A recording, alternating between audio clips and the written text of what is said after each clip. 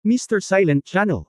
Please don't skip the ads, at paki-like naman, share at subscribe mo na rin, salamat. Kabanata 1581 Threshold. 1581, Shuzi. Mayabang. Kahit na mayroon kang layunin sa antas ng emperador na espada. Ang lakas ng langit. Ni hindi mo maiisip na mabuhay sa pinagsama-sama nating pagsisikap.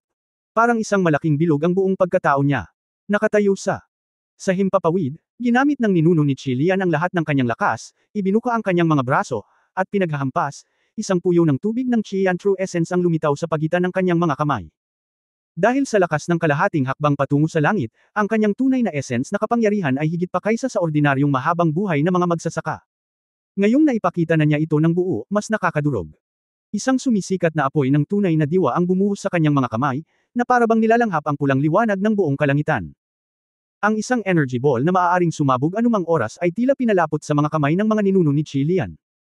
Kasabay nito, inihagis ni Ancestor Hanyu sa kabilang panig ang kanyang lumilipad na espada sa hangin, pinaikli ang enerhiya ng espada ng Blackwater Sword Formation, at mabilis na umiikot. Nakita ko na ang lumilipad na espada ay mabilis na nag-condensed sa sword energy, at sa isang kisap mata, ito ay nag-condensed ng 10-10 metro ang haba ng Ice Giant Sword.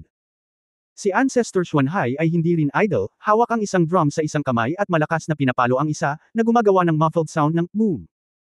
Sa bawat paghampas, parami ng parami ang thunderclouds na namumuo sa katawan ni Xuanhai Ancestor, hanggang sa direktang binalot siya ng marahas na kulog at kidlat dito. Boom! Dumagundong. Ang tunog ng kulog ay umalingaw sa buong mundo. Ang mga nakakalat na magsasaka na dumating upang panuurin ang labanan mula sa lahat ng direksyon ang pag-ukit ng kahoy sa mga kamay ni Tai. Hindi alam ni Kang Patriarch kung kailan ito lumipad palabas. Ang pag-ukit ng kahoy ng mukha ng tao ay naglabas ng kakaibang turquoise na liwanag, at habang patuloy na nagtitipon ng espiritual na enerhiya ni Imo, ang wood carving ay talagang nabuhay. Mga kamay, paa, katawan, ulo, ang kabuuan ay nagsimulang maging malaki. Ang wood carving na napapalibutan ng Azure Light ay naging isang matayog na higanteng puno daan-daang metro ang taas sa loob lamang ng ilang paghinga. Ang higanteng punong lalaki na ito ay napapalibutan ng cyan poisonous mist, na may malalim na itim na mga mata, at isang bahagyang puting batik ng liwanag sa kanyang bibig. Ang mga ninuno ng ang bawat pamilya ay naglabas na ng kanilang mga pamatay na sandata, at ang lahat ng mga monghe ay natulala. Basta, sa pagtingin sa gayong labanan, maraming tao ang nanghina sa takot. Mahirap isipin na ang gayong kahangahangang labanan, halos ang pagtitipon ng pinakamalakas na kapangyarihang panlaban sa sinaunang daigdig ng espiritu ng mga diwata, ay para lamang mag-isa.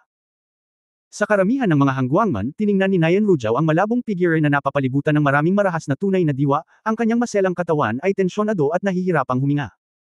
Si Han yung tao, na nagpo-protekta kay Nayan Rujao, ay wala sa gilid ng kanyang mata. Nakatingin lang sa babae, naging komplikado ito saglit. Ye Fan. Sa oras na ito ay hindi kasing kinakabahan at takot tulad ng mga nasa labas. Oo. Ang utak ni Fan ay mas kalmado kaysa dati, at ang kanyang puso ay kasing tahimik ng isang sinaunang balon. Pagkatapos magkaroon isang epiphany tungkol sa Liquid Sword Intent at Sword Intent Golden Elixir, gusto niyang i-verify ang ideya ng Sword Intent. Fan. Inye.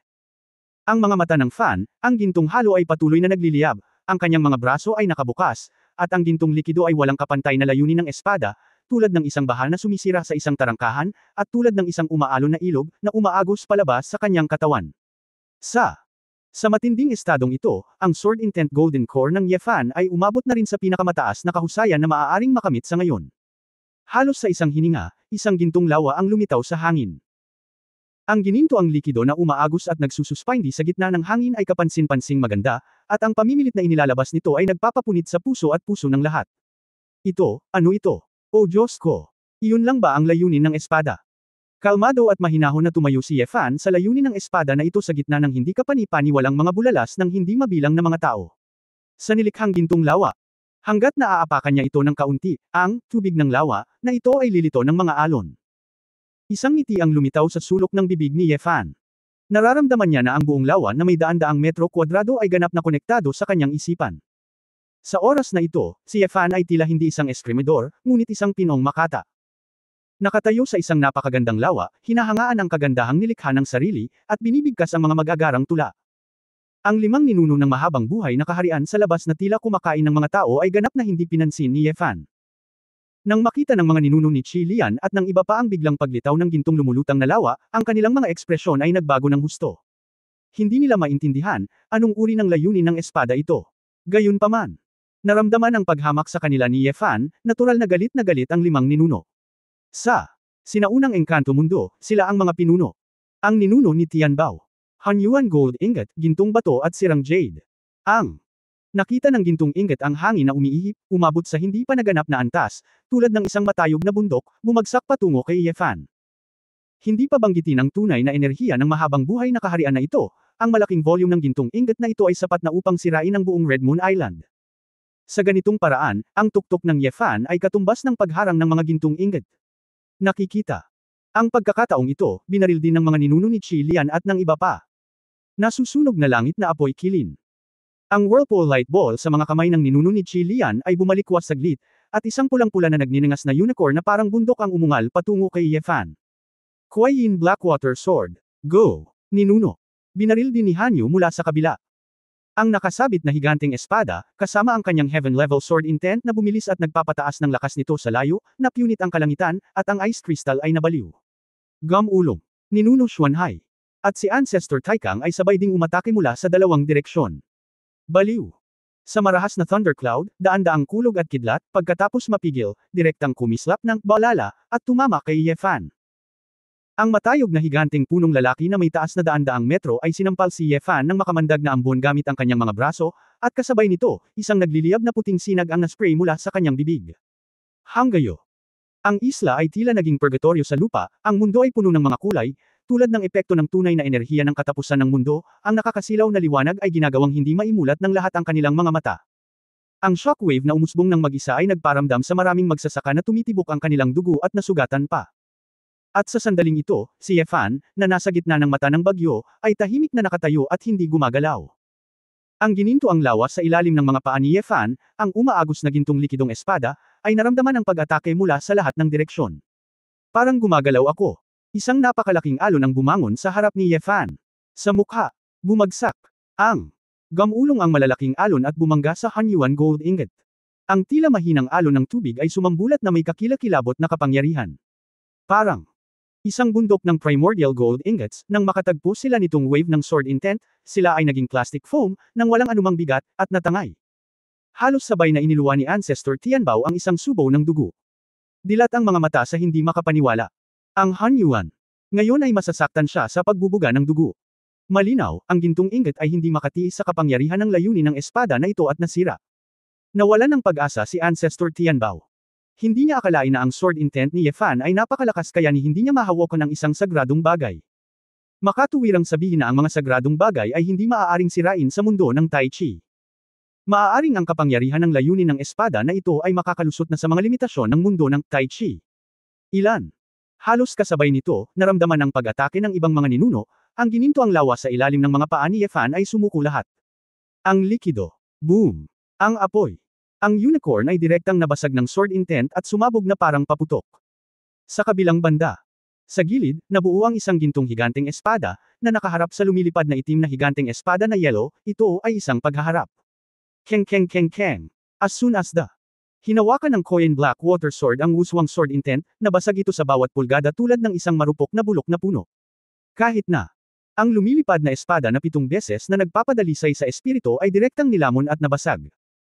Ang mukha ni Ancestor Hanyu ay namutla saglit, at ang kanyang puso ay sumasakit ng ilang sandali, at nalaman niya sa kawalan ng pag-asa na ang kanyang layunin sa espada ay talagang mahina. Ang tunay niyang pangalan.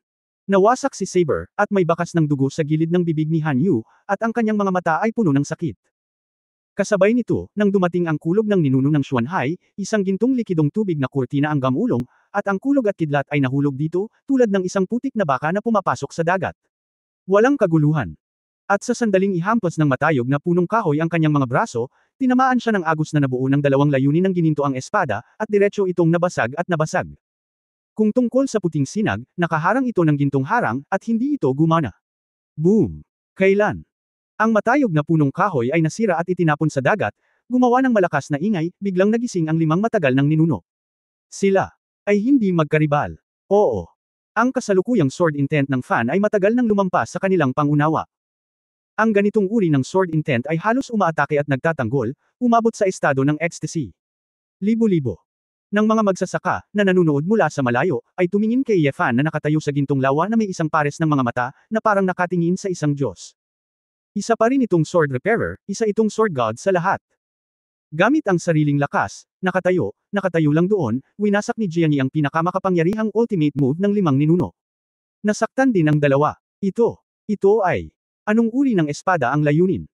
Ang ninuno na si Hanyo ay puno ng ayaw, ngunit sabik na sabik siyang malaman. Ito ay isang kaharian na laging pinapangarap ng isang magsasaka ng espada. Iniunat ni Yefan ang kanyang kamay. Ang kahulugan ng ginintoang espada ay parang isang mabait at masunuring bata, na dumadaloy sa kanyang mga kamay. Shangshan, Rou Shui, ang nakasimangot ang 5 ninuno. Hindi pa nila narinig ang 4 na salitang ito, ngunit malabo silang nakaramdam ng misteryoso. Malalim na kahulugan. Oo. Nakahinga si Fan na hinahabol niya ang isang mas mataas na kaharian ng Kendo, ngunit siya ay gumagala sa larangan ng tibak ng tao.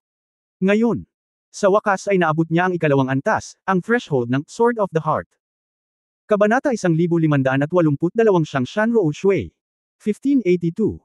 Walang espada sa kamay, ngunit may espada sa puso. Ito ang pinakapangunahing konsepto ng espada sa puso.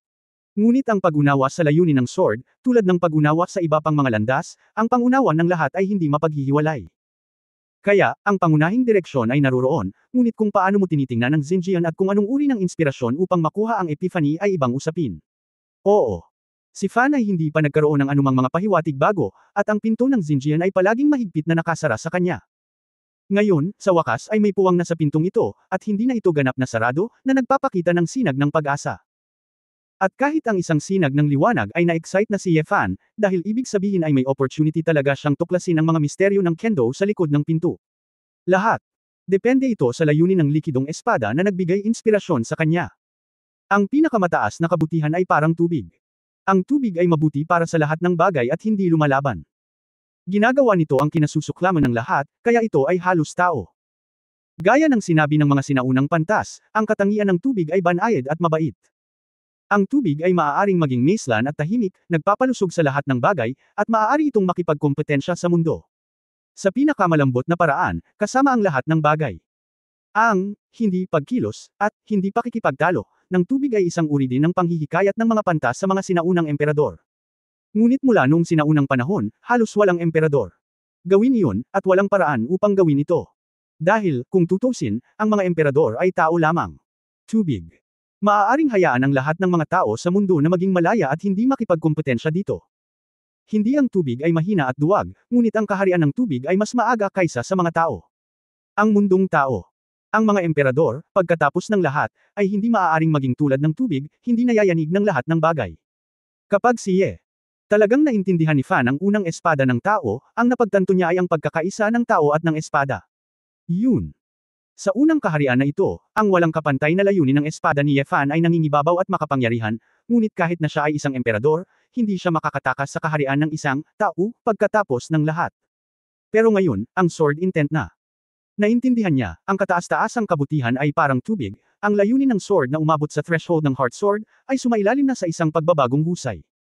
Sa pananaw ni Yefan, ang agwat sa pagitan ng espada ng puso at espada ng tao ay ang kaharian na maaaring, manatiling hindi nagbabago. Ang ganitong uri ng pagbabago ay hindi nangangahulugan ng pagiging makaluma at nananatili sa iisang lugar, ngunit isang malawak na pag-iisip ng, ang puso ay parang tubig pa rin, na kayang harapin ang lahat ng bagay sa mundo nang hindi binabago ang estado ng orihinal na puso. Ang tubig ay maaaring maging ulan, moisturizing lahat ng bagay. Ang tubig ay maaaring maging yelo at nyebe, nagyayelong 3 talampakan. Ang ulan ay tubig, at ang yelo ay tubig din. Tila nagbago ang tubig, ngunit hindi ito nagbago. Sa lahat ng oras, ang tubig ay umaangkop sa lahat ng bagay na may sariling malawak na pag-iisip, at sa turn, ito ay aktwal na nasakop ang lahat. Tagsibol. Tag-araw, taglagas at taglamig, nagbabago ang mga panahon, gumagalaw ang mga bituin, muling nagkatawang tao ang araw at buwan. Hindi mahalaga kung gaano karaming mga pagbabago, para sa tubig, ito ay panandalian lamang. Gaano man kalakas ang hangin, ito ay isang alon ng pag-agos. Gaano man katigas ang bato, maaari itong mapasok ng mga patak ng tubig. Gaano man kainit ang apoy, maaari rin itong maging singaw na ulan. Ang tubig ay tila napakakaraniwan, palaging pasibo, at mukhang isang bagay na hindi ko pa nagagawa, ngunit sa katunayan ito ay sumasaklaw sa lahat, at ito ay hindi nakakagulat. Para sa emperador, ang tubig ay maaaring magdala ng bangka, ngunit maaari rin itong tumaob. Kung Sinasabing ang walang kapantay na sword intent ng Sword Realm ni Yefan ay ang bangka. Ang sword intent ng Heart Sword Realm ay naging tubig. Tila hindi na ito napakasilaw, at hindi na masyadong dominante ang paghahari sa mundo, ngunit sa katunayan, nasa isip nito ang paglunok ng mga bundok at ilog at hinihigop ang lahat ng ilog. Kung ang emperador ay hindi na nag-iisa, ngunit ang lahat ng mga ilog at walang hangganang karagatan, bakit kailangan mong ipakita na ikaw ang may-ari ng mundo? Nangunguna sa baybayin ng ang lupa, maaaring ito ay isang maharlikang ministro. Sa loob ng 4 na dagat, lahat ay nasasakupan ng emperador. Ngunit kapag naging 4 na dagat na ito, bakit mo kailangang pakialam kung sino ang mga nasasakupan at opisyal sa itaas? Naramdaman lang ni Yefan sa sandaling ito kung gaano kalalim ang pagitan ng espada ng puso at espada ng tao. Siyempre, hindi niya naramdaman kung gaano kababa at kawalang muwang ang espada ng tao. Ito ay isang hakbang, at kung hindi niya naiintindihan ang unang hakbang, hindi siya makakaakyat sa pangalawang hakbang. Ang pinakamataas na kabutihan ay parang tubig, ang tubig ay walang normal na estado, at ang layunin ng espada ay natural na hindi maintindihan. Ang tubig, walang hugis, ang espada ay walang hugis, walang bakas, at patuloy na nagbabago. Huminga ng malalim si Yefan. Sa sandaling ito, ang kanyang isip ay parang ulap at ambon, at sobra ang kanyang iniisip. Sa oras na ito, muli niyang tiningnan ang 5 longevity cultivator, at mas mapayapa siya. Ito, hindi para sabihin kung gaano ka kabait, ngunit sa harap ng mga nilalang na mas mahina kaysa sa iyong sarili, hindi ka magkakaroon ng labis na galit. Kinagat ka ng lamok, sumisigaw ka pa ba ng paghihiganti para sa krusada ng lamok? Sampal hanggang kamatayan, simple lang yan, hindi na kailangang mag-isip kung anong klaseng puot, anong puot. Sa kabaligtaran, si Tianbao, Shilian at iba pang 5 ninuno ay tumingin kay Yefan na nakatayo sa gintong lawa. Hindi sila nakatakas, at hindi sila nanatili. Lahat sila ay mukhang naninigas, may takot sa kanilang mga mata. Pakiramdam nila ay hindi nila makita ang lahat. Ang binata sa harap niya, ang nakakatakot na sword intent ng Heaven Grabong Realm, ay hindi na nila kayang hamanin. Ang atake nila ay parang makapangyarihang ipis na umuuga sa puno, hamaampas ng bato ng itlog, yun lang. Ikaw, tapos na. Mahinang tanong ni Yefan. Natahimik lahat ang 5 ninuno, at wala ni isa sa kanila ang nang-ahas na magsalita. Tiningnan ni Yefan ang kanilang hindi mapakali na hitsura, bahagyang ngumisi, at sinabing, kung ganoon nga, hayaan mo akong magpahinga. Bago pa matapos magsalita si Yefan, ang ninuno ng Tianbao doon sa wakas ay hindi na nakayanan, alam niyang hindi siya kayang bitawan ni Yefan Fan. Bagamat wala nang matakasan, ayaw pa rin niyang mamatay dito. Tanging. Nang makita ang ninuno ni Tianbao, ibinaling niya ang kanyang ulo at ginamit ang lahat ng kanyang lakas upang maging isang gintong liwanag at makatakas. Ngunit sa sandaling ibinaling niya ang kanyang ulo, nakita niya sa langit sa unahan, ang isang gintong patak ng ulan na parang espada na naglalayon mula sa manipis na hangin. Si Yefan, na nakatayo. Ang Daos Tianbao ngunit halos sa parehong oras, ang mga ginintoang patak ng ulan ay nagtagpo sa isang matalim na mahabang espada, na nakaharap sa dimlilit gold ingot, dumiretso doon. Boom! Ang gintong ingot, na nasira na, ay direktang napasok sa pagkakataong ito, at ito ay napunit. Ang golden liquid longsword na iyon, kasing bilis ng kidlat, ay direktang tumusok sa puso ng mga ninuno ng Tianbao. Napasigaw sa sakit ang ninuno ni Tianbao, malungkot ang mukha. Ang lahat ng mga magsasaka ng Tianbao Trading Company ay masyadong natakot na lumapit sa amo na nagpoprotekta sa kanila, habang ang iba pang mga ninuno at ang mga magsasaka ng 4 na sekta ay pawang blanko.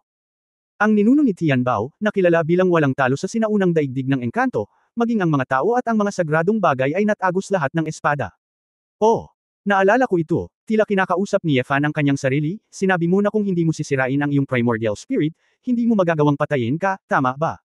Doon ako nasaksak sa maling lugar.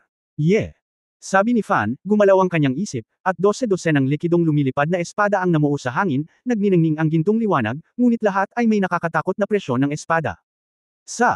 Ang mga mata ng mga ninuno ng Tianbao ay desperado at humihingi ng awa, 12-12 ng lumilipad na mga espada ang naging 12-12 ng mga laser, na agad na tumusok sa mga ninuno ng Tianbao. Nang walang pagbubukod.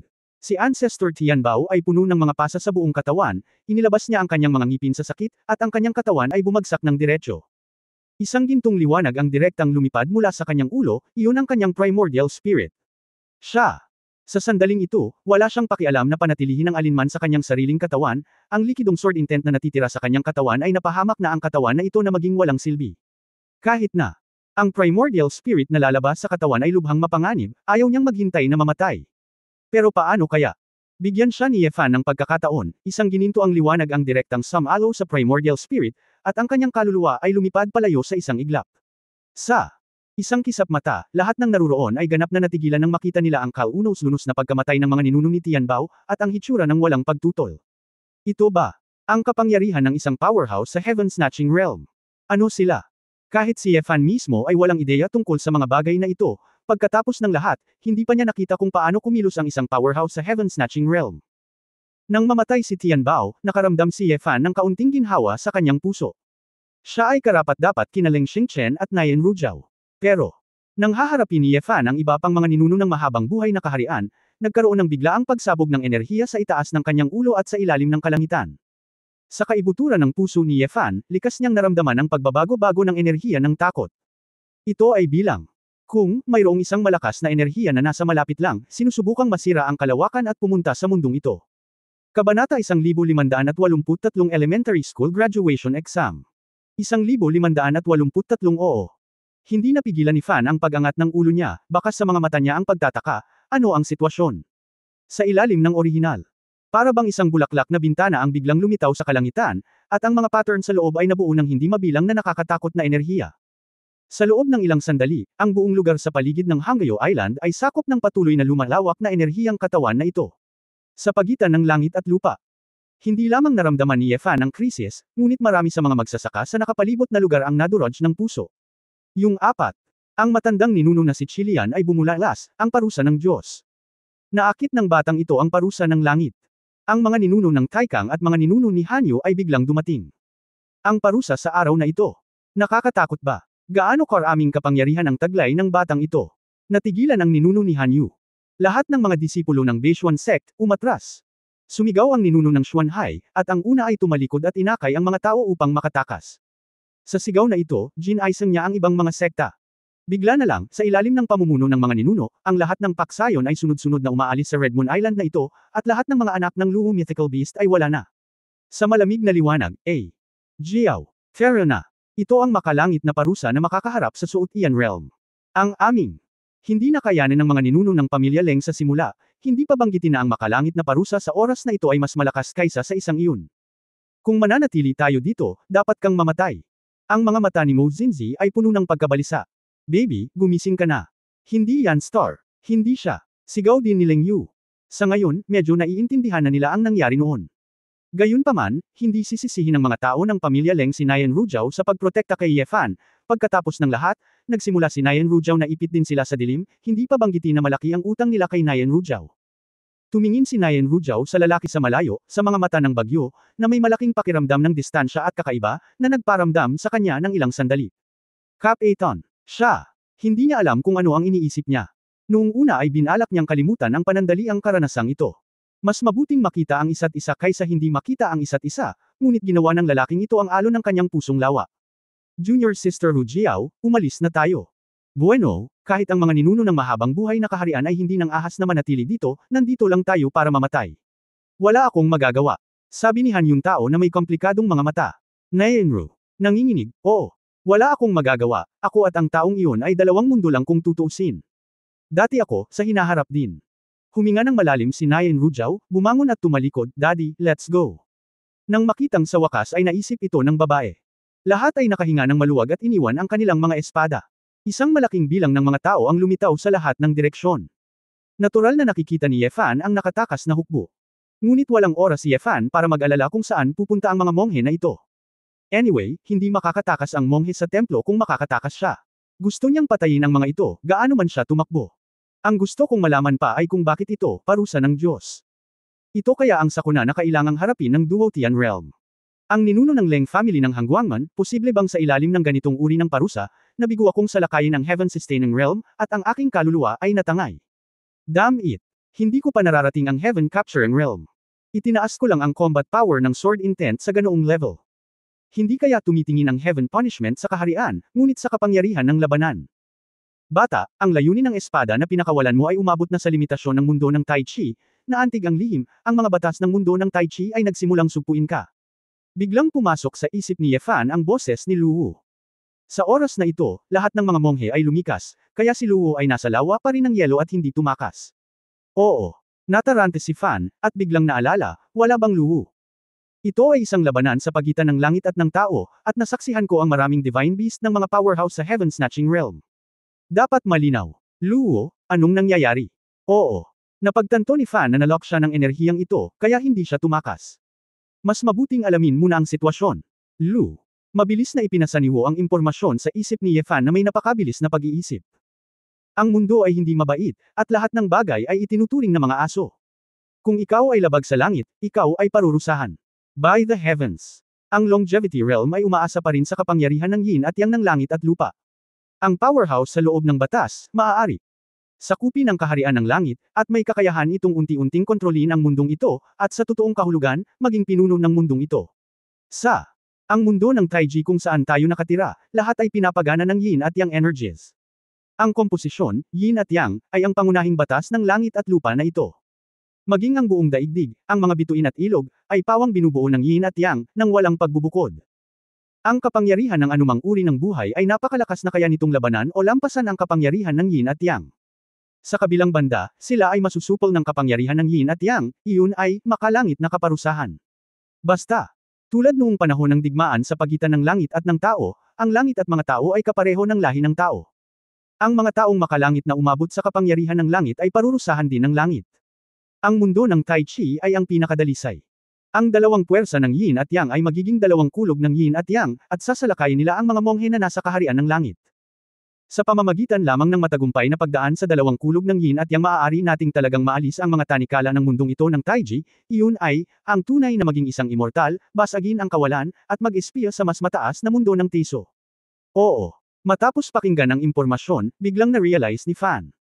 Halimbawa, ang mundo ng Tai Chi na ito ay isang primaryang paaralan, at pagkatapos lamang makumplito ang Yin-Yang Power Graduation Exam, maaari kang pumunta sa junior high school. Ang mundo ng Tai Chi ay hindi napupuot sa iyo, ito ay patas laban sa iyo, ito ay medyo malupit. Basta makapasa ka sa pagsusulit, maaari kang pumasok sa mas mataas na paaralan, at kapag bumagsak ka, mawawala ang lahat. Mapait na ngumiti si Yefan, Luwu. Hindi pa ako nakarating sa Duotian Realm.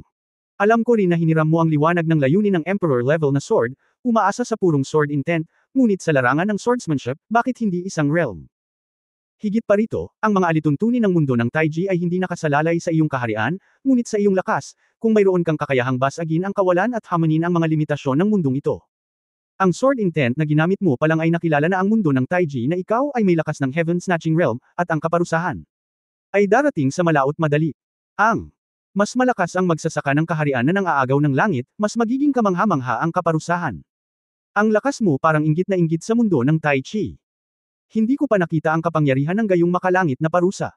Ngunit isang bagay, maaari kong kumpirmahin, ito ay ang Yang Lei, Heaven Punishment, ang Yang Lei ay nangingibabaw sa katawan, at ang Yin Lei ay nangingibabaw sa Diyos. Ito ay para sa iyo, ito lamang ang mabuting balita, dahil sa iyong dugong dragon, nagising ka lamang sa drogang baha, at ang iyong panloob na lakas ay mahina rin, kaya't ang iyong primordial na espiritu ay hindi sapat upang labanan ang napakalakas na parusa.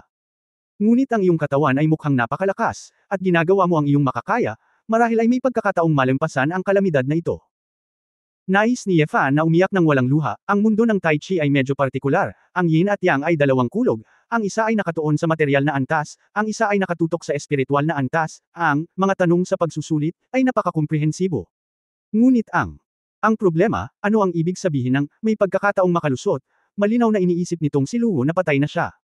Luwu, ikaw? Oo. Sasabihin sana ni Fan kay Luwu na itago ang sarili at huwag madawit, ngunit hindi niya inaasahan na tumalon na si Luwu sa lawa na may pop para makatakas.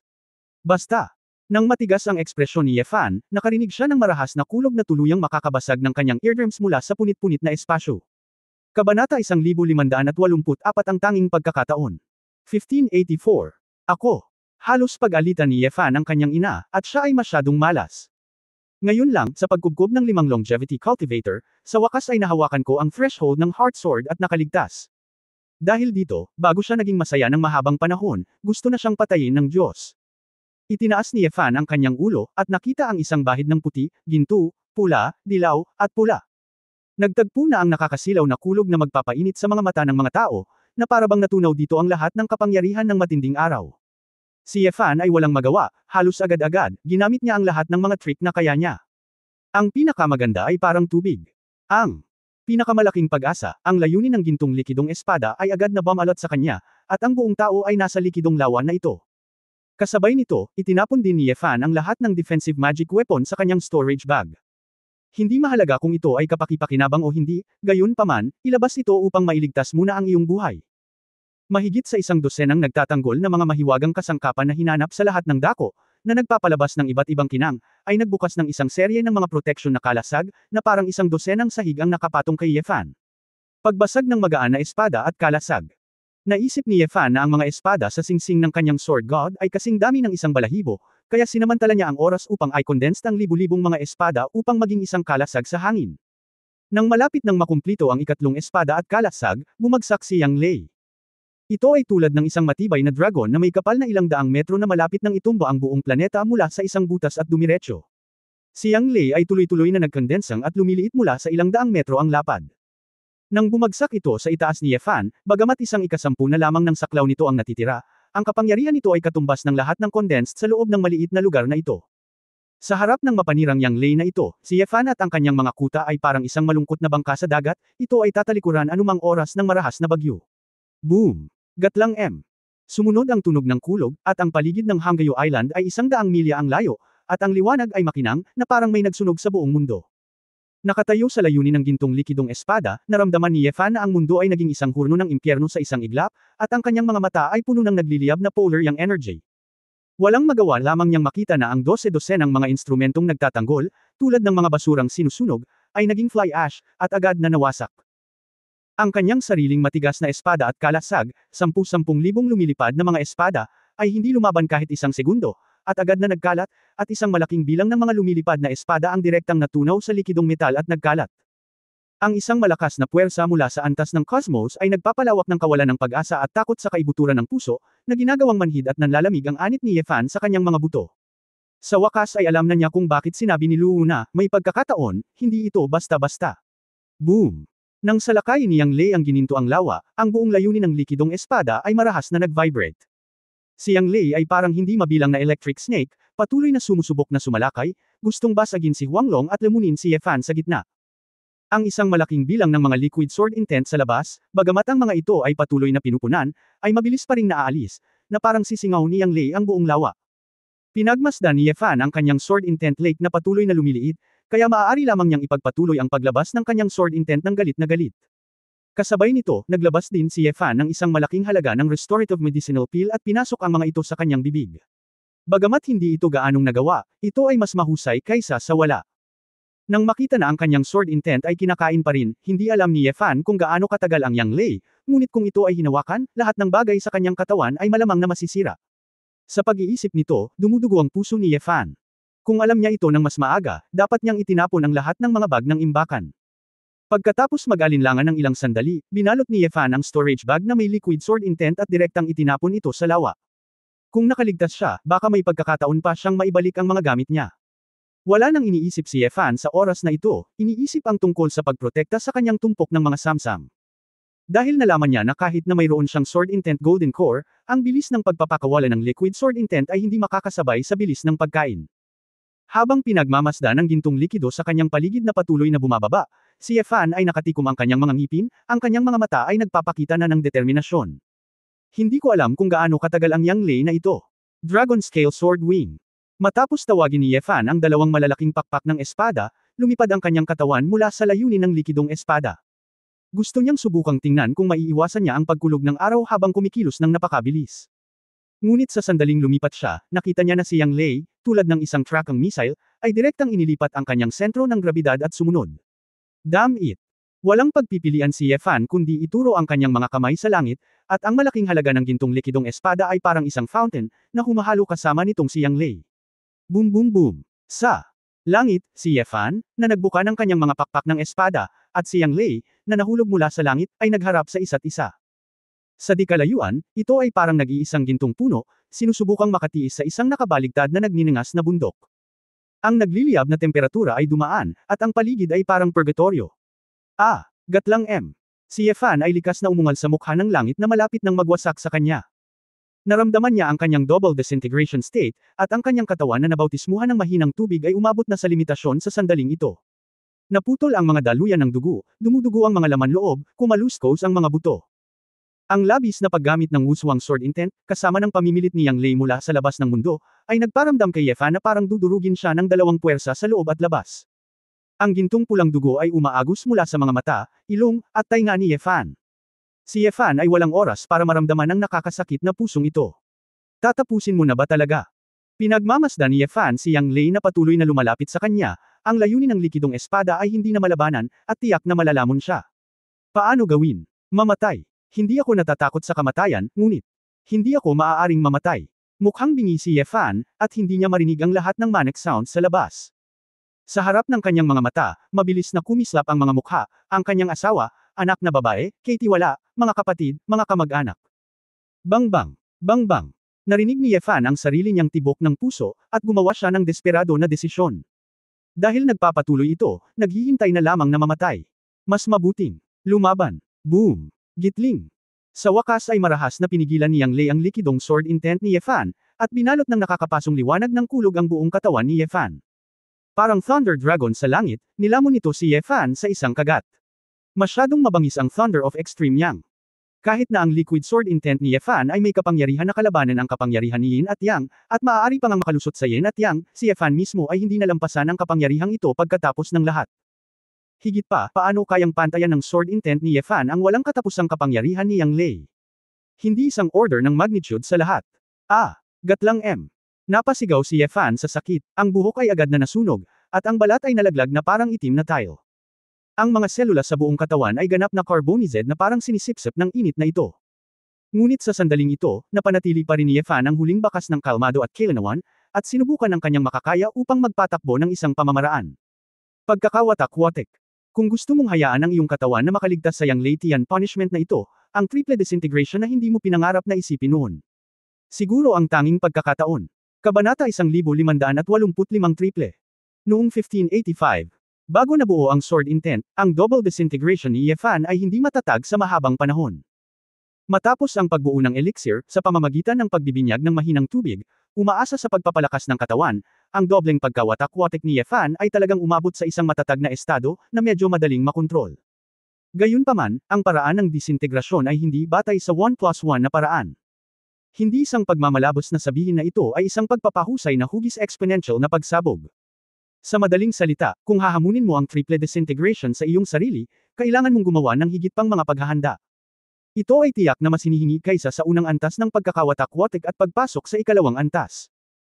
Halos mahihinuhan ni Ye Fan na tiyak na hindi niya makukumpleto ang triple disintegration, ngunit ang kailangan niya ay sa huling sandali ng kanyang buhay, umaasa sa super defensive power at recovery ability na maaaring idulot ng triple disintegration, para tulungan siyang makaligtas sa krisis. Hindi niya alam kung gaano siya katagal makakapit, ilang segundo, isang minuto, ilang minuto. Marahil, hindi niya magawa sa simula. Pero, wala siyang ibang choice.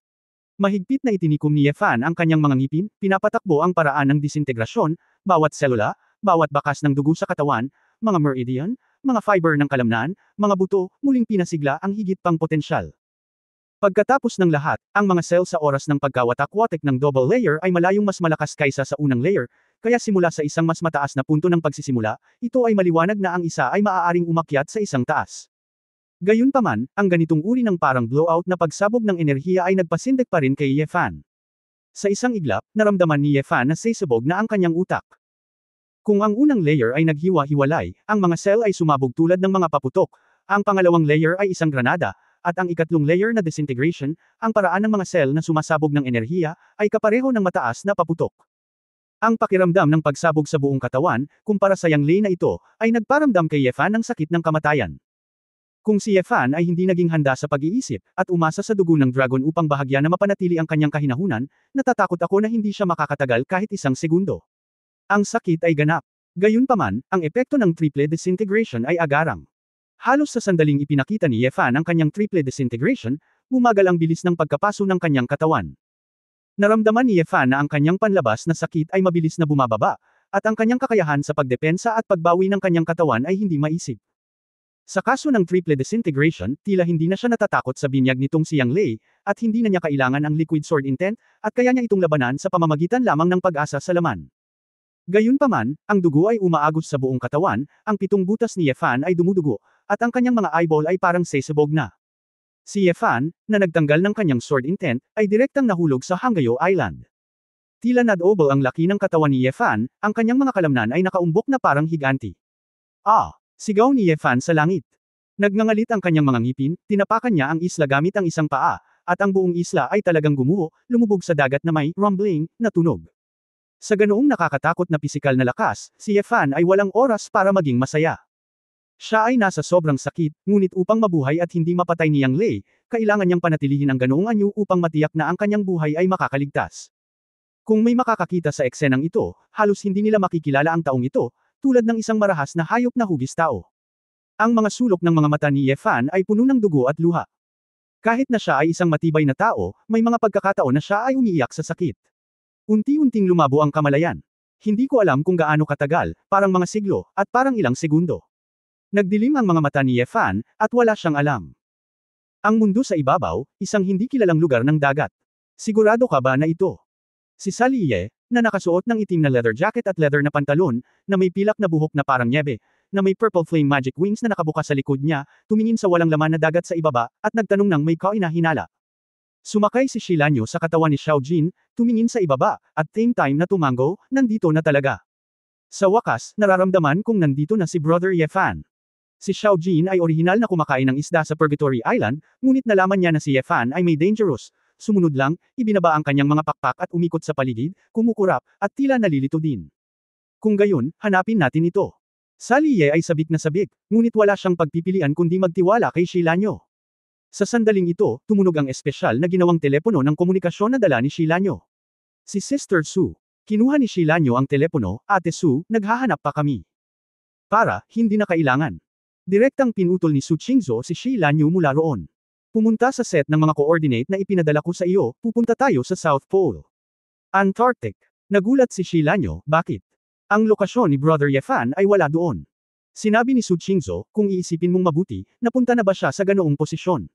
Naalala ni Shilanyo, mukhang. Meron. Nang alap ako ng impormasyon na maraming elder ng Escape Alliance ang nagtipon sa gitna ng Antarctic. Kung hindi mo mahanap ang sinuman sa lokasyon na alam mo, pagkatapos ay maghahanap ka ng isang karayom sa isang haystack. Pumunta ka sa mga taong iyon, dapat alam nila kung nasaan ang asawa ko. Kumunot ang noo ni Shilanyo, pero Sister Su, hindi ba ito masyadong delikado? Direktang kinuha ni Saliye ang telepono at sinabi kay Su Qingzhou. Sabi, fair na. Pagkatapos nito, ibinaba ni Sali ang komunikasyon at ibinalik ang telepono kay Shilanyo. Tahimik na nakatingin si Shilanyo sa telepono, Saliye. Anong ginagawa mo? Ang maningning na mga mata ni Saliye ay kumislap ng malamig na liwanag, hanggat may anumang posibilidad na tulungan ang hari, hindi ako susuko. Tsaka wala tayong choice, kahit gaano kalaki ang risk, kailangan nating lumaban para sa isang pagkakataon. Kung wala ang hari, naghihintay na lang tayong mamatay. Napabuntong hininga si Shilanyo, alam niyang ito ang kaso, ito rin ay malaking bagay. Petronas, tayo na. Medyo nanlabo ang mga mata ni Xiaojin, ngunit kinailangan niyang kagatin ang bala at ay pakpak ang kanyang mga pakpak. Red Moon Island, sa ilang natitirang reef. Ubo-ubo. Si Yefan, naganap na hubad, ay umubo ng ilang beses, at ang kanyang mga baga ay tila nasusunog. Matapos huminga si Yefan, dahan-dahan niyang iminulat ang kanyang mga mata. Sa harap niya, dahan-daang naging malinaw ang malabong paningin, at isa talaga itong malaking ulo ng tigre. Ang pag-iisip ni Yefan ay tumigil saglit, at pagkaraan ng ilang sandali, bumulong siya, Luwu, buti na lang. Naabutan ko. Anak, napakaganda mo. Paano ka nakaligtas? Paputol-putol ang komunikasyon ni Luwu at tila napakahina. Sa wakas ay naalala ni Yefan ang nangyari noon. Ipinatong niya ang kanyang mga kamay sa lupa, umupo, at tiningnang mabuti ang kanyang katawan. Malusog ang kanyang mga kamay at paa, makinis ang kanyang kutis, tumubo ang kanyang buong katawan, at puno ng sigla. Paano ito posible? Nagtaka si Yefan, alam ko. Talagang naghinala si Yefan na maaaring patay na siya, at kahit na nalilito siya sa huling sandali, kumbinsido siya na dahil sa paggamit ng triple disintegration, nawasak ang kanyang katawan. Dapat sira-sira. Paano ito magiging maayos? Walang sekwele. Sa simula, siya ay naghiwa-hiwalay sa pangalawang layer, ngunit siya ay malubhang nasugatan at halos mamatay. Huwag kang maghinala, noong malapit na akong mamatay, binigyan kita ng inner alchemy. Kahit naubusan ako ng langis, ang inner alchemy ko, sana gumaling ka, ay higit pa sa sapat. Narinig ni Yefan ang boses na ito, bigla kong napagtanto na si Luwu, na nasa harapan niya, ay lumabo na ang kulay ng kanyang buong katawan, na parabang nalanta ang lahat, at nawala ang kinang ng kanyang mga mata. Binigyan mo ako ng inner peel. Huling beses na nakita ni Ye Fan si Xiao Jin na kumain ng demon pill ng Ice Toad, alam niya kung gaano kahalaga ang tableta na ito sa mga hayop. Ang panloob na alchemy ni Luwu Divine Beast, hayaan siyang kumain, ang kanyang katawan ay maaaring mabuhay muli, syempre, ito ay lubos na nauunawaan. Kabanata 1586 na payo. 1586. Luwu. Ikaw. Mainit ang puso ni Ye Fan, at labis siyang naantig na hindi niya alam kung ano ang sasabihin. Kahit na talagang namamatay si Luwu, hindi siya mamamatay ng ganoon kabilis kung hindi niya binigyan ng inner elixir. Hindi mo na kailangang magpasalamat sa akin, ito ang kapalaran. At saka, kung hindi mo nagawang iligtas ang isang sinag ng buhay, kahit na ang aking panloob na alchemy ay hindi ito maibabalik sa buhay. Sayang naman ang katawan mo, at halos lahat ng essence ng inner alchemy ko ay hindi na mabubuhay. Tinutulungan ka lang nilang mabawi ang iyong katawan, ngunit hindi ka nakakatulong na palakasin ito. Sinubukan mo ang iyong makakaya, isa lang akong kagandahan ng isang may sapat na gulang, at nasuklian ko ang kabaitan ng pamilyang Shenlang. Oo nga pala, magkakaroon din ako ng magandang relasyon sa iyong pamilyang Shenlang. Basta. Nang magtaka si Ye Fan kung ano ang ibig sabihin nito, nakita niyang bumitaw si Luwu, inilabas ang kanyang dila, at isang maliit na puting bola ang gamulong sa harap ni Ye Fan. Tiningnan ni Ye Fan ng malapitan, at napagtanto na ito ay isang, maliit na puting tigre, na may maikling puting buhok sa buong katawan. Dahil napakaikli at hiwa-hiwalay pa ang buhok, makikita mo ang kulay pink na laman sa loob, at ang cute ng maliit na bibig na walang ngipin. Ito. Anak mo ba ito? Natigilan sandali si Ye Fan bago napagtanto na ang anak ng Luwu Divine Beast na naisip niya ay napakalayo dito. Kung hindi mo titingnang mabuti, akala mo ay kuting. Hoy! Ang maliit na si Luwu ay nagpakawala ng isang gatas na sigaw at lumingon sa lupa, hindi man lang binuksan ang kanyang mga mata. Tiningnan ni Luwu ang sarili niyang dugo ng may pagmamahal at pag-aatubili, at sinabi, sa orihinal, hindi ko na inaasahan na magkakaroon ng mga inapo, ngunit salamat sa habag ni Emperor Xuanyuan Huang, dinala niya ako rito. Bago isinilang ang anak na ito, muli kitang nakilala, itinaboy ko ang mga sakam at duwag na mga tao at pinangalagaan ang aking dignidad. Sana ay mabigkas mo ang kapalarang ito at palakihin mo itong anak para sa aking paglaki. Kung walang pagkakataon ng pamilya ko at dahan-daang lumaki, kailangan ko ng proteksyon kapag bata pa ako. Anak, payag ka ba? Tumingin si Ye Fan sa maliit na Luwu na hindi man lang nagmulat ng kanyang mga mata at walang alam tungkol dito. Lalo siyang nakonsensya nang maisip niyang isinakripisyo ng kanyang ina ang kanyang inner elixir para tulungan siya noong siya ay isilang. Bagamat alam niyang walang magawa si Luwu, pagkatapos ng lahat, kung wala ang tulong ni Ye Fan, malamang na hindi niya kayang labanan ang pagkubkob ng mga walang kamatayang monghe na iyon. Ang karunungan ng banal na hayop ay hindi mas masahol kaysa sa mga tao, at ito ay mas malalim kaysa sa pag-iisip ng tao. Ito ay dapat na isang desisyon na ginawa sa pamamagitan ng pagtimbang ng iba't ibang mga kalamangan at kahinaan. Ngunit anuman ang mangyari, isa itong malaking kabaitan, at dapat itong tandaan ni Ye Fan. At ang pagbibigay kay Xiao Luwu sa kanya ay talagang katumbas ng pagbibigay sa kanya ng isang banal na hayop. Mula sa katotohanan na ang Luwu Sanwei ay may napakalakas na kapangyarihan, makikita na kung ito ay Luwu Jiewei, ito ay isang hindi mailarawang makapangyarihang pag-iral. Huminga ng malalim si Ye Fan, marahang inabot ang kanyang kamay, hinawakan si Xiao Luwu sa kanyang palad, at dahan-daang hinaplos ang maliit na ulo nito. Huwag kang mag-alala, Luwu, ipinapangako ko sa iyo na gagawin ko ang lahat para protektahan ang iyong mga anak mula sa paglaki. Isang hitsura ng kaluwagan ang lumitaw sa mga mata ni Luwu, bata. Ano ang iyong pangalan? Ye Fan ang pangalan ko. Ye Fan, miyembro ka pala ng Ye Clan. Malapit na akong mamatay, kaya pinaalala ko sa iyo ang isang huling bagay. Ang parusa sa araw na ito, hindi mahalaga kung ito ay Yang Lei o Yin Lei, ay hindi lamang darating ng isang beses. Kapag malakas na ang iyong lakas hanggang sa maakit nito ang atensyon ng mundo ng Tai Chi, at napunta ka na sa mundong ito, ang kulog ng Yang at ang kulog ng Yin ay patuloy na lilito sa isa't isa.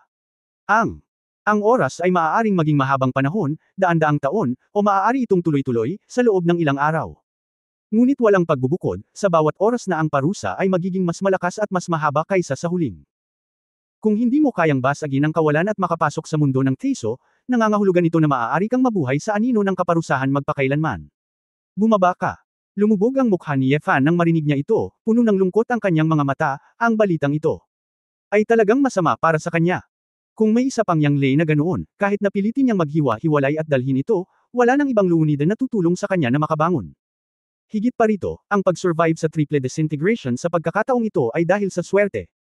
Ang pinakamaling bagay ay hindi man lang naabot ni Ye Fan ang Duotian Realm, tinaas lang niya ang enerhiya ng Sword Intent sa ganoong antas. Sa pagkakataong ito, swerte ka, si Yang Lei, pero kung si Yin Lei.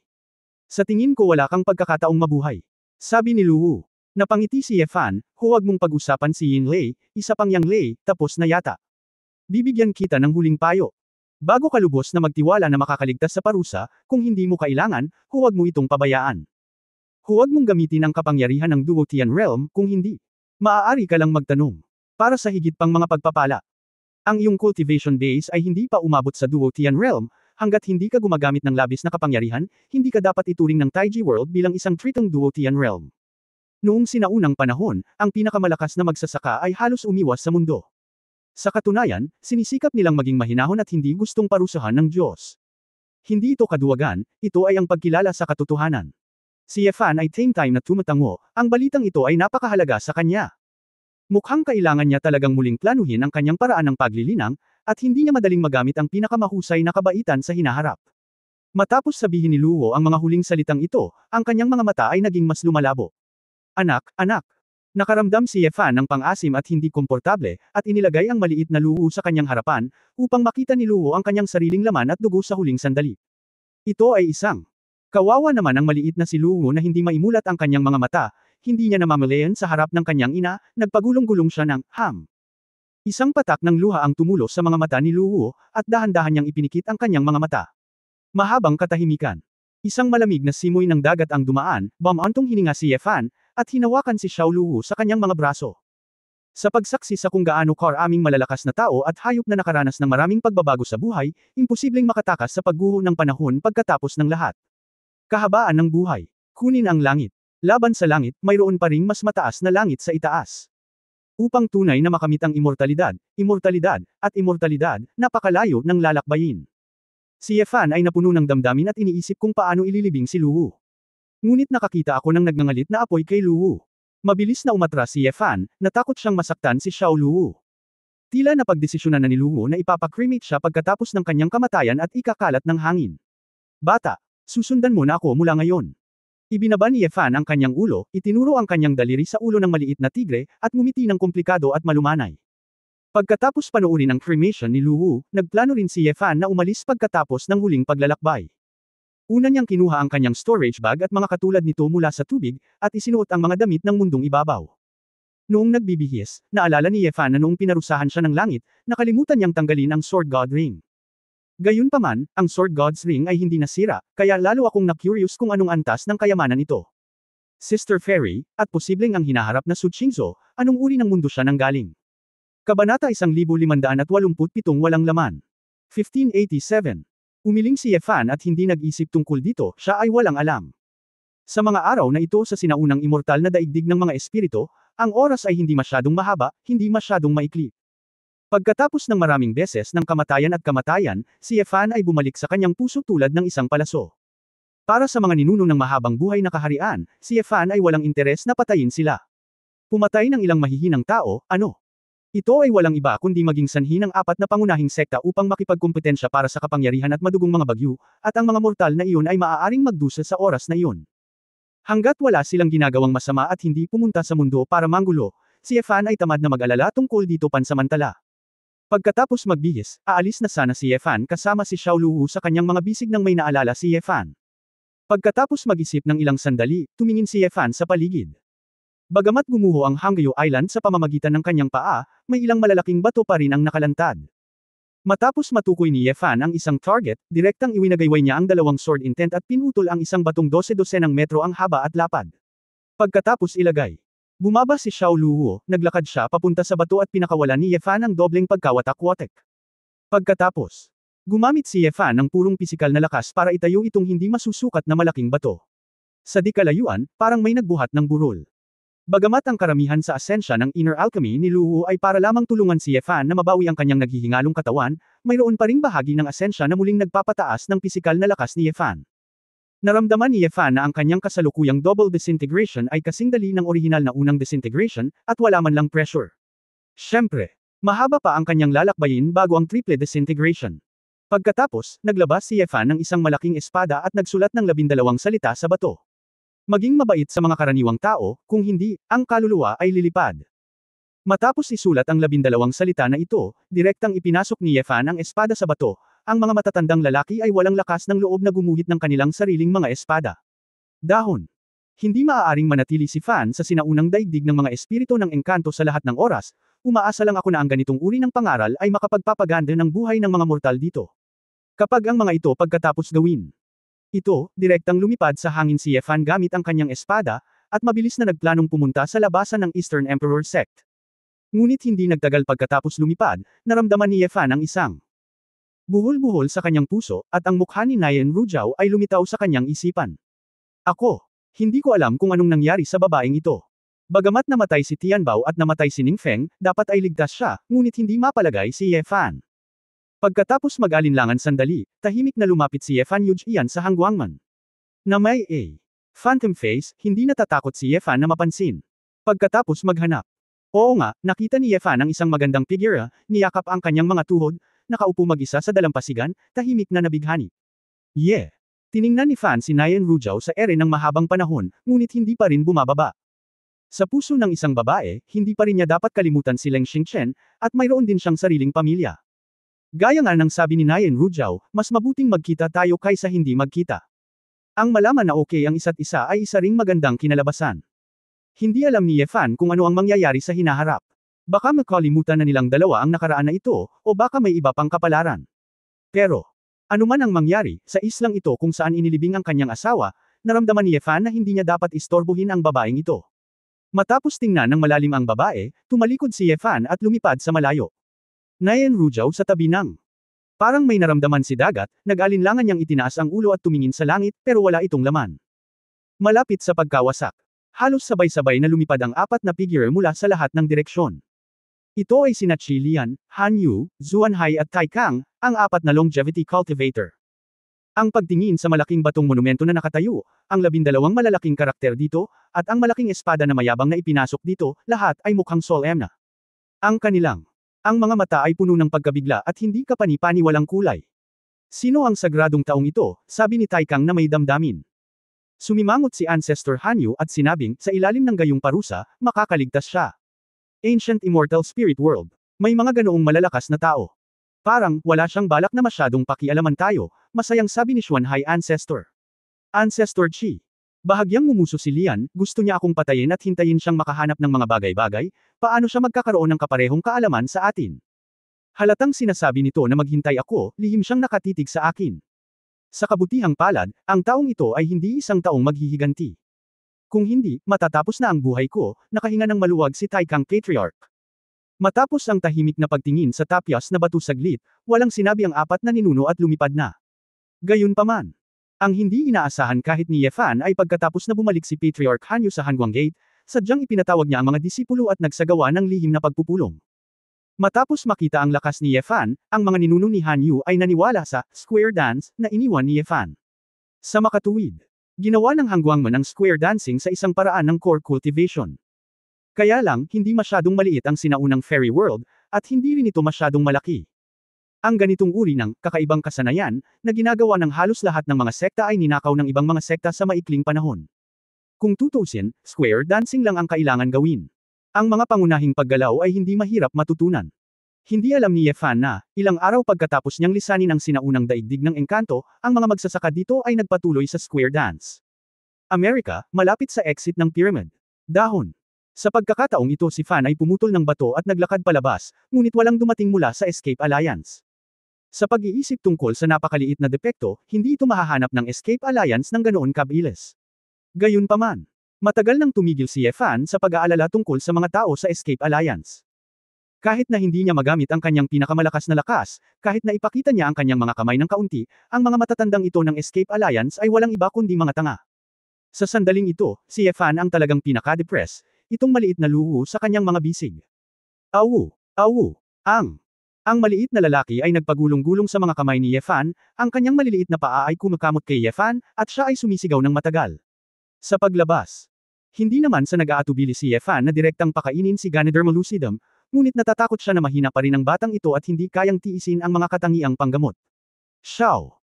Masasabi ng luho kung mabuti o masama ang pagkain, kung kakainin mo ito, mayroon kang nutrisyon, ngunit ang problema ay gutom ka. Kinamot ni Yefan ang kanyang buhok sa pagkabalisa at binigyan ito ng karne. Hindi naman siguro siya makakagat, at sa sobrang liit nito, hindi niya alam kung masarap kumain ng karne. Kinailangan kong pumunta sa isang kalapit na lungsod, umorder ng gatas, at iba pa. Sa kabuuan, at subukang tingnan kung maaari ko itong inumin. Nagkataon lang na nawala ng kuryente ang kanyang mga kagamitan sa komunikasyon sa ngayon, kaya't maaari siyang tumawag sa telepono at magulat muna ng kaligtasan sa kanyang pamilya. Oo. Bahagyang naalala ng fan ang mapa dito, tumayo at ginawang streamer ang kanyang espada, at hindi nagtagal ay nakarating sa gilid ng isang lungsod. Pagkatapos makahanap ng hindi mahalata na lugar at landing, naglakad si Yefan papunta sa kalye. Ang maliit na bayan na ito sa Columbus Bot. Walang pakialam si Yefan tungkol dito. Pagkatapos niyang makahanap ng isang maliit na convenience store, kailangan niyang maglakad doon. Pagkakatawid pa lang ng kalye, narinig kong may sumisigaw sa wikang Espanyol, ang dayuhan na yan. Tumigil ka. Kabanata 1588. 1588 oo. Lumingon si Fan at nakita ang ilang lalaking may exaggerated na hairstyle, nakasuot ng punk style, na may maitim na kutis, naglalakad.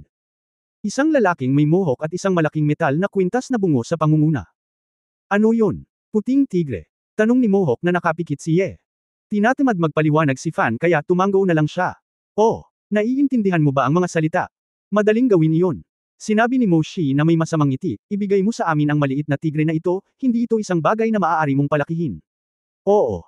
Napangiti si Fan, may, tigre, pangabang ninanakawan ngayon. Bakit, mayroon ka pa ring ideya na muling ibenta ang mga tigre? Hindi mapigilan ni Ye Fan na magtanong ng nakangiti. Alam niya, ang ilang mayayamang tao ay talagang gustong mag-ingat ng mga mahahalagang hayop gaya ng mga tigre.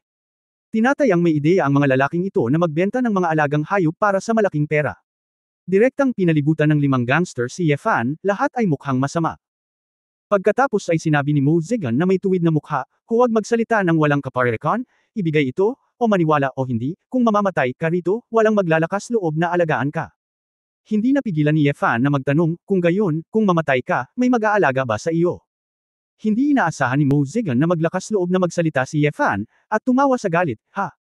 Akala mo ako ay? Nakakatakot nagmadali siyang umakyat at gustong direktang atakihin si Yefan. Oo.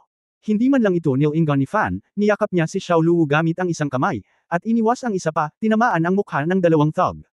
Bitik. Sampal. Parang putok ng baril, biglang tumunog ang tunog ng basag ng laman. Yung dalawa. Ang mga gangster ay may 2 markang pula ng dugo sa kanilang mga mukha, at sila ay nakoma na may direktang concussion. Kasabay nito, napaatras si Yefan gamit ang isang kaliwang paa at direktang tinapakan ang guya ng ikatlong gangster, nabali ang buto ng kalaban gamit ang isang paa. Isa. Sa ilang segundo, ang dalawa ay kalahating patay, at ang isa ay nabali ang kanyang binti at sumigaw ng, "Aw!" Natulala si Mohawk at ang iba pang grupo, nanginginig sa takot, at namumula ang kanilang mga mukha, alam na sinipa nila ang bakal na plato. Hindi ito masyadong sineryoso ni Yefan, pumunta sa ulo ni Mo Zigan at tumingin sa kanya ng nakangiti.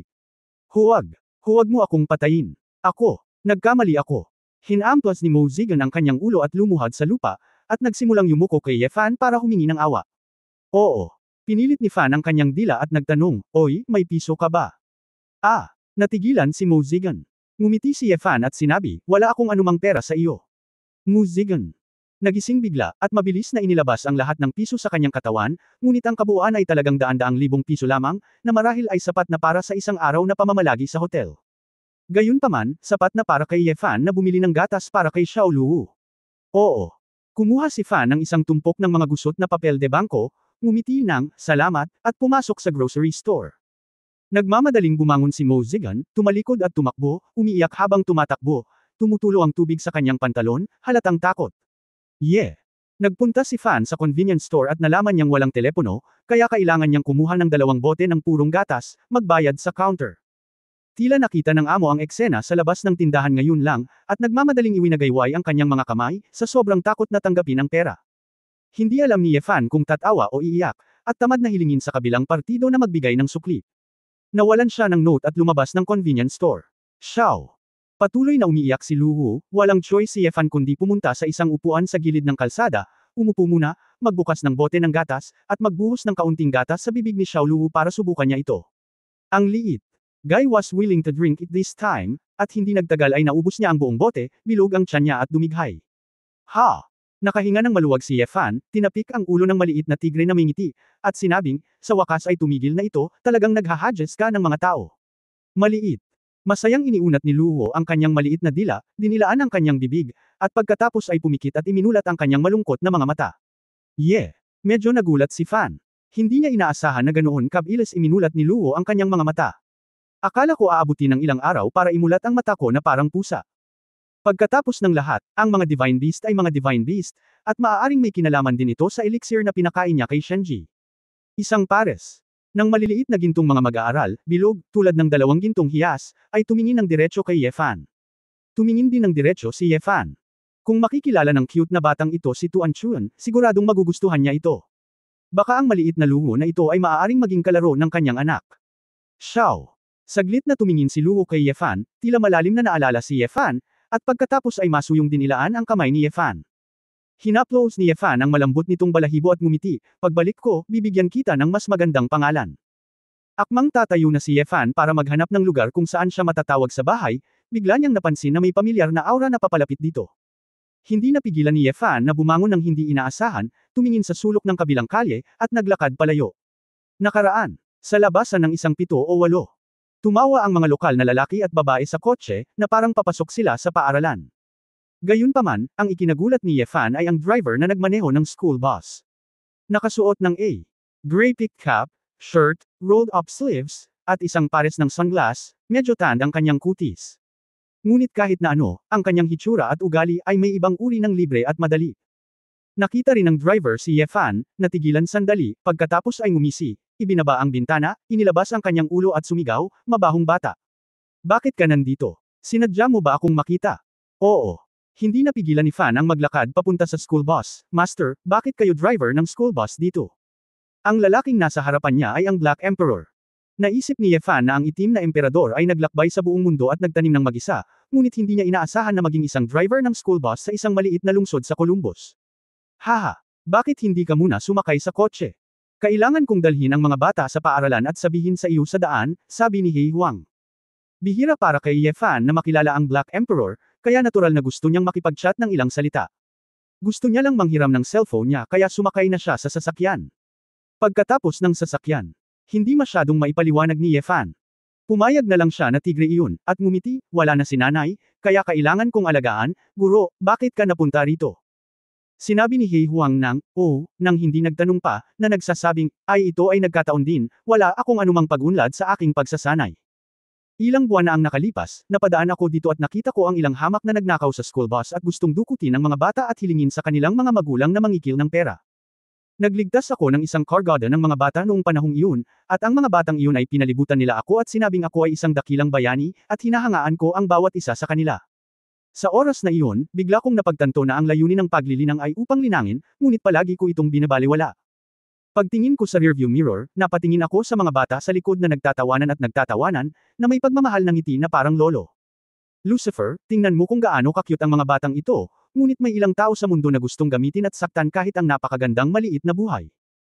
Kaming mga martial arts practitioners, practice para lang ba mabuhay ako ng ilang daang taon. Hindi ko ito makita.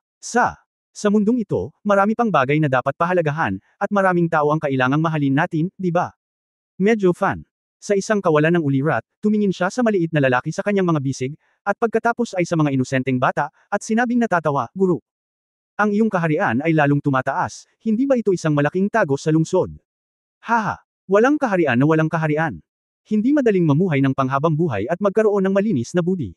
Kung talagang gusto mong pag-usapan ng realm, halos isakripisyo mo ang sarili mong buhay para iligtas ang libo-libong buhay sa Mopeng. Pumasok ka, mas matangkad ka sa akin." Nakangiting sabi ni Hei Huang kay Ye Fan. Tinawanan ni Ye Fan ang kanyang sarili at umiling. Sa totoo lang, hindi niya alam kung saan siya nakakuha ng lakas ng loob para gawin ang desisyong iyon. Gayunpaman, napakagaan pa rin ng loob niya nang makita ang Black Emperor na nag-e-enjoy sa buhay ngayon. "Tio Hei, bibigyan kita ng candy." Isang batang babae na may tinirintas na sungay ang tumakbo at nilagyan ng lollipop para kay Hei Huang. Dali-dali itong kinuha ni Huang at nakangiting sinabi, "Salamat, Little Yana, bumalik ka sa upuan mo, hindi ito ligtas." Ang batang babae. Kinuha ng Black Emperor ang maliit na lollipop at pinagpag ito kay Ye Fan, "Boy. Alam mo, para sa akin ngayon, ito ang kahulugan ng buhay. Okay, kahit na ikaw ang aking Panginoon, sapat na. Huwag mong sabihin sa akin ang pilosopiya ng buhay, pahiram ako ng telepono, kailangan kong tumawag sa bahay," nakangiting sabi ni Ye Fan. "Hey!" Nagtaka si Huang, "Ano ang problema mo, patay ang iyong telepono." Pagkatapos ng lahat, inilabas niya pa rin ang telepono kay Ye Fan. Tinawagan ni Ye Fan ang numero ni Su Qingzhou, ngunit sa ilang kadahilanan, hindi ito makalusot. Paano ito? Natarante si Fan, kaya kinailangan niyang tawagan muli ang numero ni Sally Ye. Black Emperor. Hindi. Pagkaraan ng ilang sandali, may narinig na boses ng babae, ngunit si Wu Yeshu iyon. Fanner. Nagtataka na tanong ni Ye Fan, bakit mo ito kinuha? Nasaan si Sally Ye? Wu. Natahimik si Yejo ng 3 segundo bago biglang bumulalas, Kuya Ye Fan. Ikaw. Bumalik ka na. Kabanata 1589 na masamang balita. 1589. Oo, katatapos ko lang sa bagay na ito, at sinusubukan ko lang iulat ang iyong kapayapaan. Ano ang nangyari? Sumimangot si Ye Fan, nakaramdam ng hindi magandang pakiramdam sa kanyang puso. Ang galing. Sa wakas nakabalik ka na. Mukhang nag-aalala si Lan Yu sa iyo, kaya tinawag niya si Sally Ye at sinabing hahanapin ka niya. Maya-maya, sumama na rin si Sister Su sa kanila, at hindi ko alam kung saan ako nagpunta. Tawagan mo si Sister Su.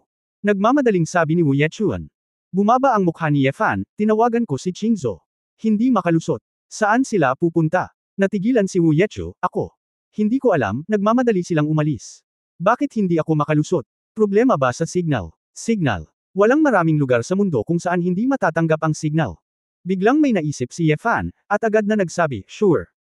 Makakahanap ka ng paraan para makipag-ugnayan sa kanila at tingnan kung makontak mo sila.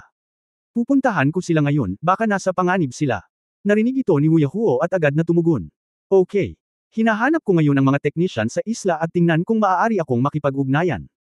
Pagkatapos ibaba ang tawag, ibinalik ni Ye Fan ang telepono sa Black Emperor. Master, alis na ako. Follow. Kumunot ang noo ni He Huang. Narinig niyang tila apurahan ang sitwasyon, kaya huminto siya at huminto, halika. Tumango si Ye Fan, tumakbo palabas ng kotse at mabilis na pumasok sa isang eskinita, at pagkatapos ay naisip na ito ay naging isang after-image, humahanggo sa hangin na kasing bilis ng kidlat. Ang malawak na Snow White World, ang sentro ng kontinente ng Antarctic. Sa tabi ng malaking itim na pyramid, sa loob ng isang iglo. May tao dito, napakasama. Sabi ng gumagala na santo na si Rania sa nakakadiri na tono. Si Sally. Pero bakit siya nandito? Binawi ni Sisley ang kanyang kamalayan mula sa pagmumuni-muni, tumayo mula sa upuan, at naunang naglakad palabas na medyo nalilito. Sumunod din ang ilan pang matatanda. Si Xiaoru kaya ang naglik ng balita. Hindi siya nakita nitong mga nakaraang araw. Baka pumunta siya sa mga taong iyon sa inferno tungkol kay Lucifer. Naghihinalang tanong ni Fei Tian Rickshaw sa Nangang Min.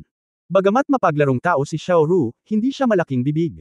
Hindi siya gumagawa ng mga irresponsibleng pananalita. Hindi magandang ilabas niya ang mga sekreto dito, sabi ni Sisley.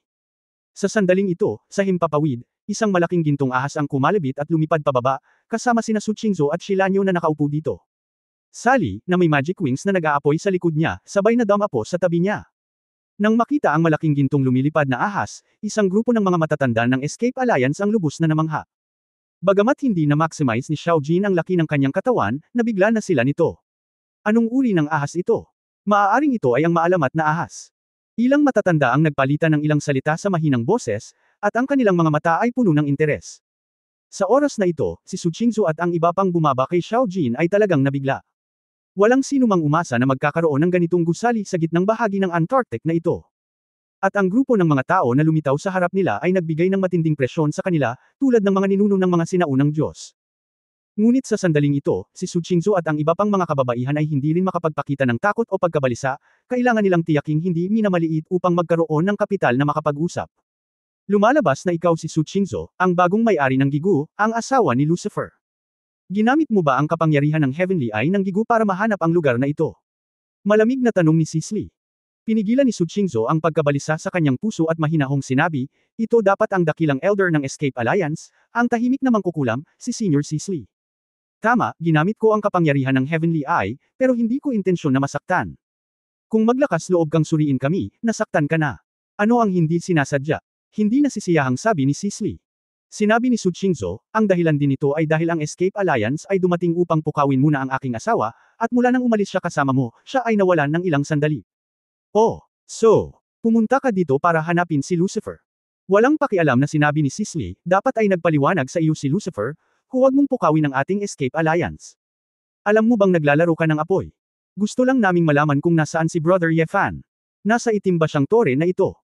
Hindi napigilan ni Shilanyo na magtanong, itinuro ang Zhengzhien Tower sa tabi niya. Masungit na sinabi ni Nangang Min sa likuran, ikaw na batang babae, ang hiningang ito. Ay isang tao ba mula sa Gugod Cult? Sumimangot si Shilanyo, sino ka? Ngumiti si Nan Gangmin at sinabi, hindi ka karapat-dapat na tanungin ang kinaroroonan ni Lucifer sa pangalan ng matandang ito, dahil naglakas loob kang imbestigahan ang ating escape alliance, huwag mo nang isipin ang pag-alis.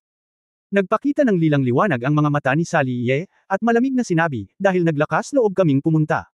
Ginawa ko ang lahat ng paghahanda. Kung hindi mo sasabihin ang kinaroroonan ng ating hari, isa sa publiko namin ng inferno ang lahat ng impormasyon mo. Hindi ka ba tatakas sa mundo? Pagdating ng panahon, tingnan natin kung paano ka makakatakas sa mundo.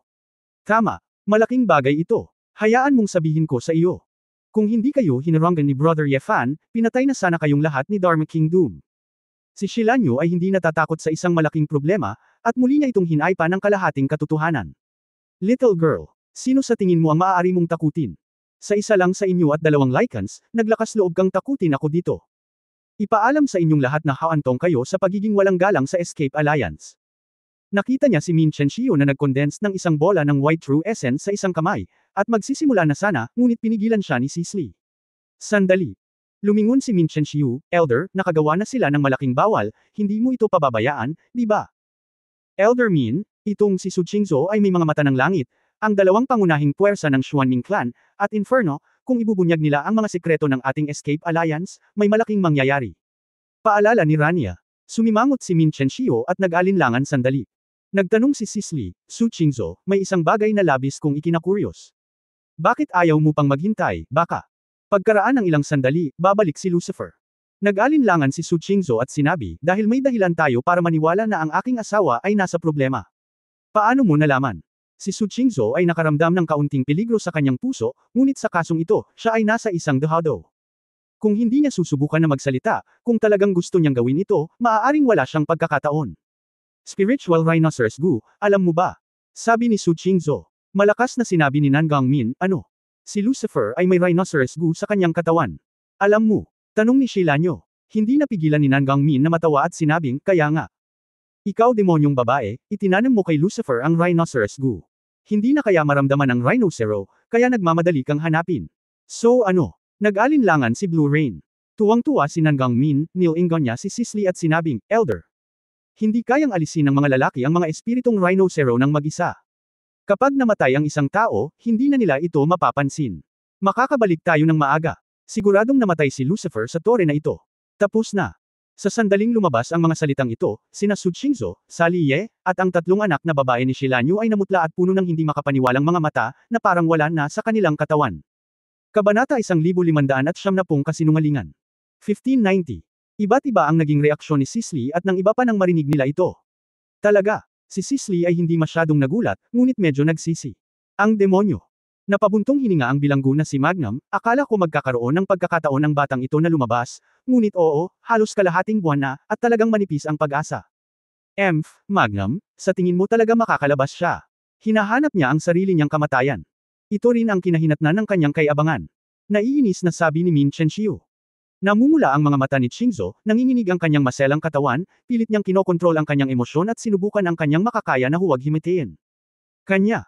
Medyo nahihirapang huminga, at napatitig siya sa higanting itim na tore sa tabi niya. Ang aking asawa. Nagpunta sa lugar na ito.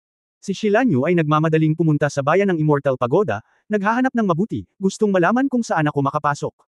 Bakit walang pinto ang tore na ito? Saan ka papasok? Kuya Yefan. Kuya Yefan. Ang mga batang babae ay nag-aalalang umiiyak, sumisigaw, umaasang may pasok ang kanyang boses.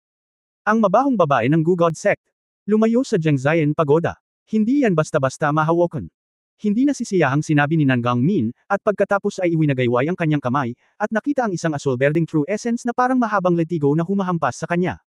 Ito ay Blue Rain.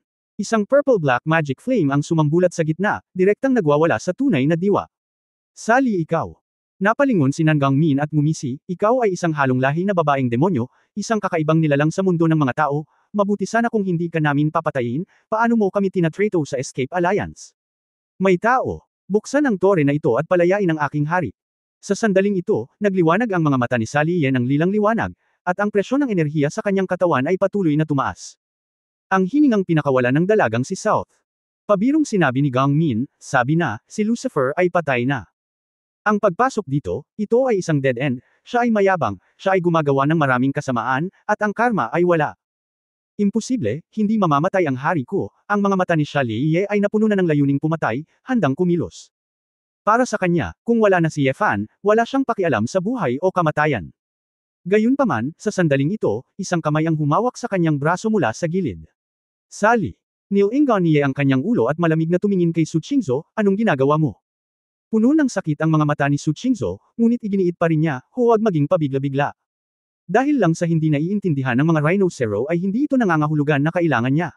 Basta, kung gagawin mo ito ngayon at mapupunit ang iyong mukha sa kanila, mawawala ang mga bagay-bagay.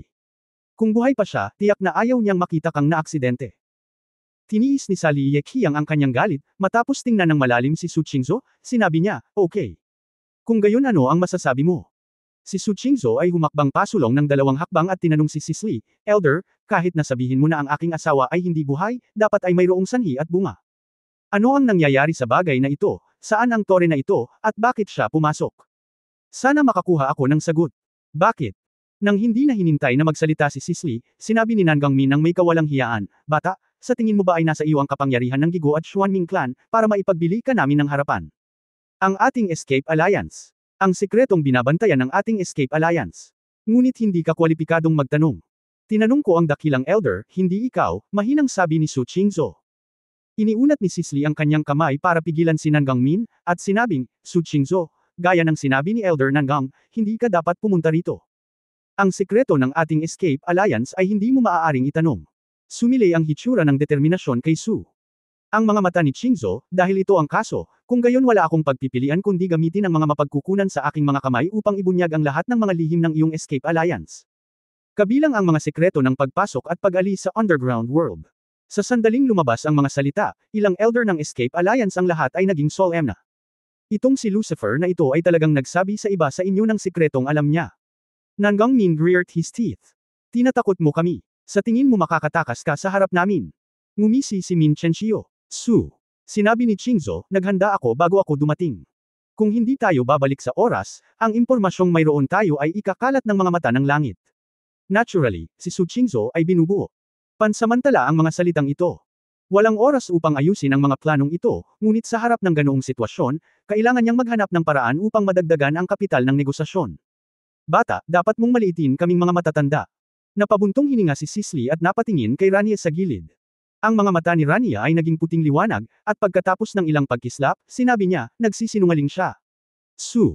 Saglit na nagulat si Qingzhou, ang kanyang magandang mukha ay namutla, at bigla niyang napagtanto na ang espiritual na kapangyarihan ng kabilang partido ay nakipag-ugnayan sa kanyang sariling kamalayan. Anong ginawa mo?